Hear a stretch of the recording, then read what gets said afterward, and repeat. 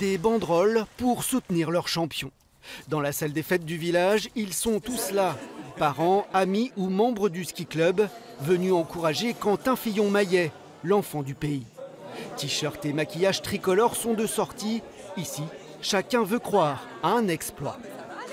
On est à fond derrière lui, on espère qu'il fera un super résultat aujourd'hui. Tout est jouable, hein, donc il nous sort un bon tir, il peut monter sur le podium. Voilà. On y croit. On y croit. Et c'est parti pour 15 km de course face au gratin du biathlon mondial.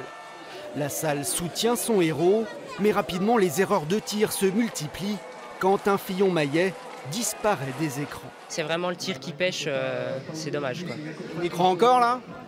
Ça risque d'être compliqué là maintenant. Bon, remonter, bien se placer, oui, mais le podium, ça va être très compliqué. Effectivement, le Jurassien ne reviendra pas. Après 35 minutes d'effort, c'est Martin Fourcade qui se présente au sprint final et s'impose de quelques centimètres. Une victoire française qui console un peu le public. Quentin Fillon-Maillet, lui, ne termine que 29e. Oui, je suis déçue et puis surtout pour lui, quoi. Tout ce travail et puis ça n'a pas marché pendant les Jeux. Il faut qu'il continue à travailler et puis on espère que ça ira mieux. Quentin se lance quand même, on voit sur l'arrivée, il fait 29e au lieu de 30. Il va quand même au sprint pour ne pas faire la dernière place.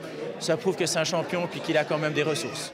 Malgré la déception, tout n'est pas encore terminé pour Quentin Fillon-Maillet puisqu'il peut encore participer au relais masculin. Ce sera vendredi et on espère que cette fois, le Jurassien mettra ses balles dans le mille.